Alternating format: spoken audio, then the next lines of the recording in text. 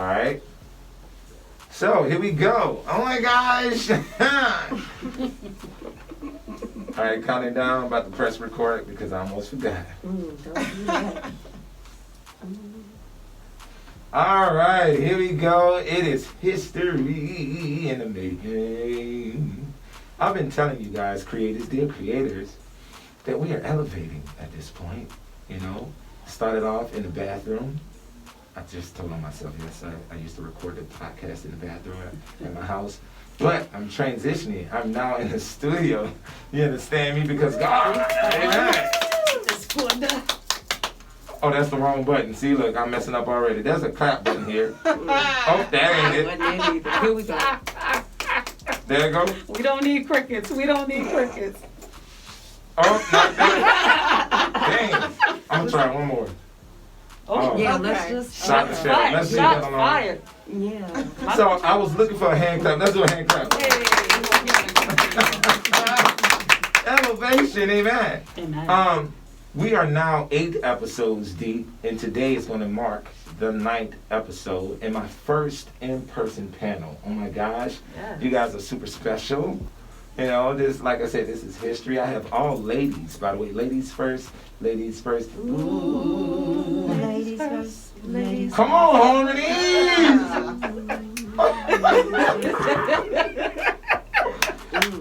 Listen. Multi-talented, you know? So that's what we're doing. Now, we have a very special topic on the table, okay? Allow me to reintroduce myself first, okay? You guys should know me by now, CO. All right, it stands for Create Your Own. I am your host, and I have an all-lady panel here today because they're going to help me, because I'm coming here with an open heart and an open mind, okay, to understand what it means to protect the black woman. Because Yo, it is time that we talk. Yep, there's so much going on, so much being seen, heard, and felt, but what's missing is perspective. Yep, and your fave, your boy, CO, is here to provide the space, the opportunity for you to weigh in. And with that, we're going to touch on some of our other joys. That's music, fitness, pop culture, mixed with a little bit of foolery. Yeah, the CEO Podcast, our perspective, our show. Let's get into it.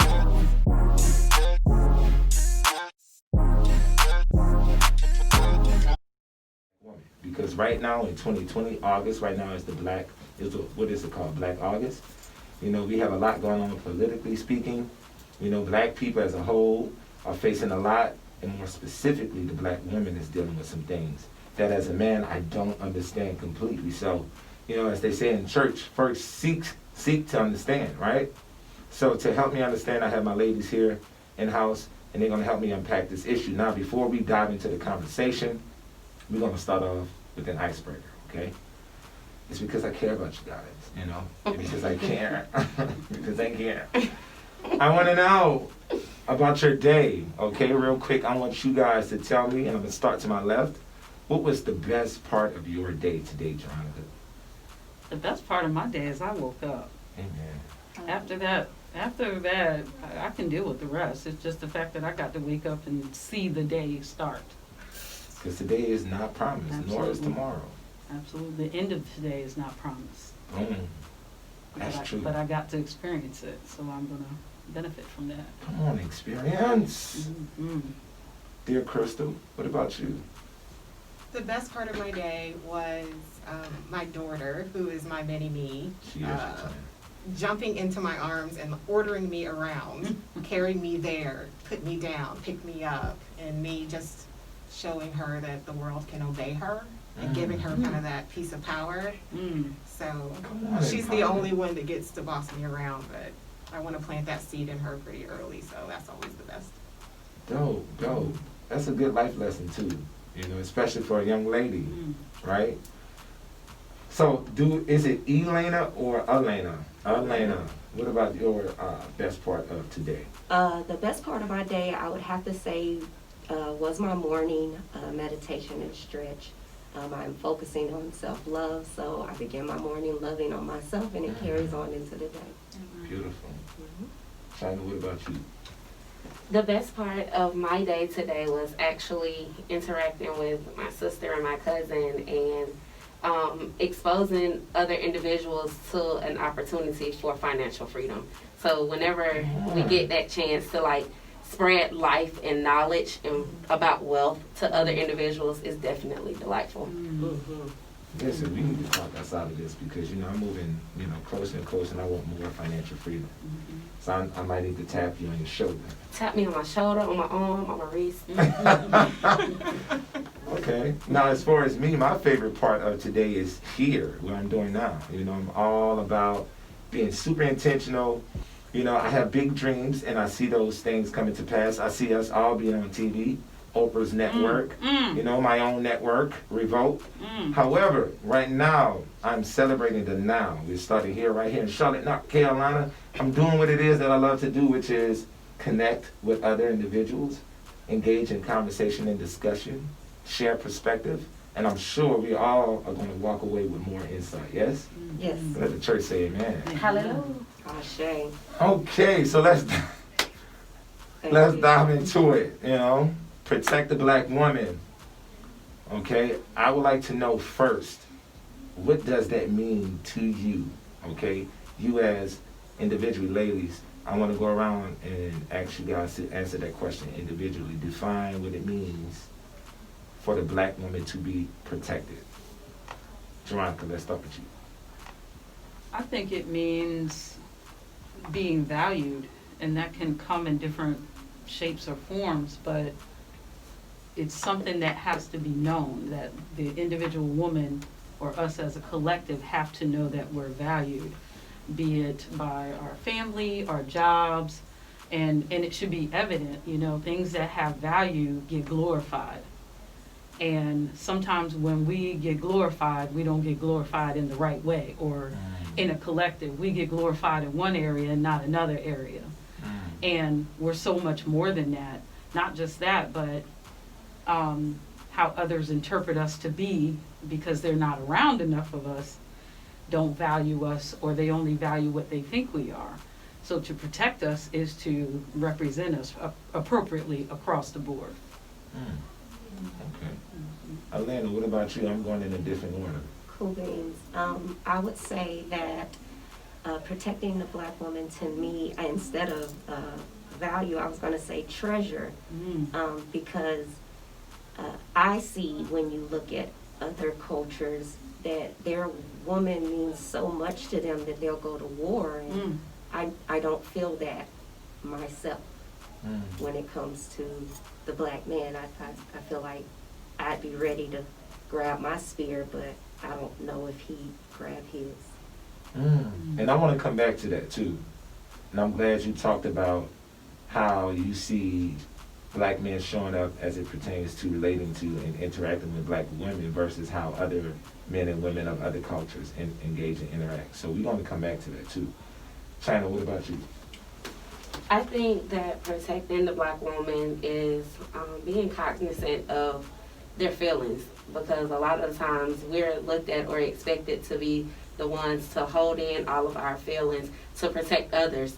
But what about our feelings? And letting it be known that it's okay to express how we're feeling without being considered the angry black woman or the sensitive individual or the person that's nagging and everything. So protecting in the sense of actually caring and hearing out our feelings. All right, Crystal, what about you? Yeah, we didn't really introduce ourselves, but like... I'm doing that on purpose. Okay, that's fine. I'm But doing I that on always purpose. come from a place of energetics, Yeah. right? And so, for me, protecting the black woman is protecting black femininity. Like everybody said, like the world is so used to seeing black women as the strong black woman. We are used to seeing us as kind of the Mother Earth, God-like archetype. But I've been really kind of cultivating the energy of femininity, the fragile black woman, the frail black woman. Black woman as the daughter. Black woman as the one who can't sometimes. I mean, even from slavery, if there wasn't a black woman to nurse a slave owner's baby, then the family falls apart if there's not a black woman there. So we've been seen as this mother, but we're also the daughter. And I think once we're allowed to be this feminine, receptive, weak place, then the world will see us as worth protecting. But why protect the thing you're looking at to protect you? Often looked at as a stronghold. I'm not gonna lie to you. That just kind of. And it's terrifying, right? It's terrifying. Well, you know if what? you have So that paradigm. I'm not gonna say it's terrifying, but what's funny, it struck me in an emotional way. So all you ladies kind of share things that connect. And real quick, so I'm very intentional, and I thought about introducing you guys and what it is that you do at first. But often in society, people like to use that to judge you, right? Yeah. So before they start judging, be like, oh, I know what angle she about to come from. I want them to just hear your perspective, and when we close, I want you guys to share more about yourself. So they can be like, oh, but at least hear you first, right? Cool. So listening to you, just close out with that thought. One of the reasons why I've been having a difficult time with understanding this concept is because I come from a family where the woman was everything. Like mama, I didn't meet my daddy until later on in life. So mama was the mother, the protector, the leader. And I never thought about like seeing her in a more vulnerable, role or position and think about what her needs are. So for you to say, think about her as a daughter, because she is somebody's daughter, and not necessarily leading me and my two brothers and doing, handling the bills, feeding us, bathing us, going out and work, calling all the shots. I never thought about that and how that may show up or manifest in how I interact with her. Yo, that's a big deal, and much to the point about just giving the space for you guys to just be who you are. Okay. And That she was a couldn't. lot. She also probably couldn't or didn't have the room or space to be vulnerable because Right. she had to run the show. Absolutely. Well, my mama is a Pisces. Mine too. Well, and she like a Mine stereotypical Pisces. So she, when you think about Tamar, and so she could cry at the drop of a dime. But one of the things that I love about my mama is, although she displayed that type of emotion, she also displayed strength. And I honestly took strength in, I saw strength in the fact that she could feel but continue on. So I'm listening. I'll share some thoughts throughout the conversation, but I decided to take more of a listening stance because I just learned something out the gate just listening to you guys talk about what it means to protect the black woman that I haven't considered prior to this conversation. So my next question, just so I can know how you guys see yourselves, which is also going to influence how I ask questions, I want to know, do you guys consider yourself a conventional woman or a traditional woman? I'm sorry, unconventional woman or a traditional woman? Anybody? Okay. It's open. I'll go ahead and yeah, start. This question is open floor. I don't like labels. I hate them. So I consider myself Elena. All the way. Because in all honesty, I'm kind of a mixture. There are a lot of traditional things that I roll with, but because of the person that I am, there are a lot of things that I don't go with, and I don't believe in conforming.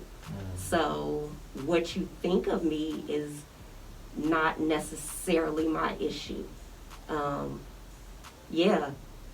So yeah, I consider myself just being a lady, period. Come on. I third that motion. This is Shina, by the way. I definitely think I'm a flexible individual.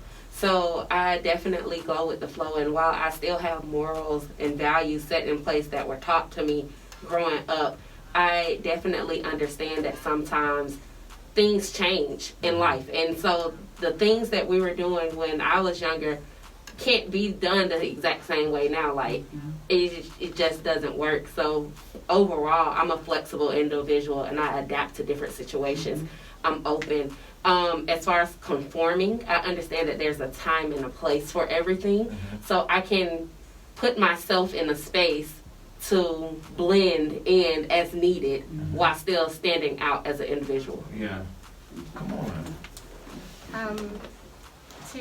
To answer that question, you would have to subscribe to a default standard that is heteronormative and Judeo-Christian.